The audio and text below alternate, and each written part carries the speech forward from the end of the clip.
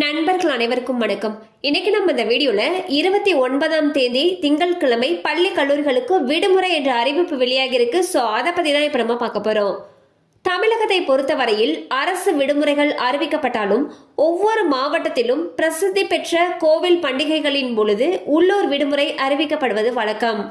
அன்றைய தினம் அந்த மாவட்டத்தில் இருக்கக்கூடிய பள்ளி கல்லூரிகள் மற்றும் அரசு அலுவலகங்கள் செயல்படாது.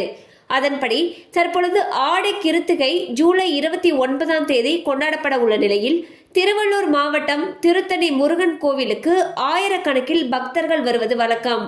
இதனால் அந்த மாவட்டத்திற்கு ஜூலை 29ஆம் தேதி உள்ளூர் விடுமுறை அறிவிக்கப்பட்டுள்ளதாக மாவட்ட ஆட்சியர் அவர்கள் அறிவித்துள்ளார்.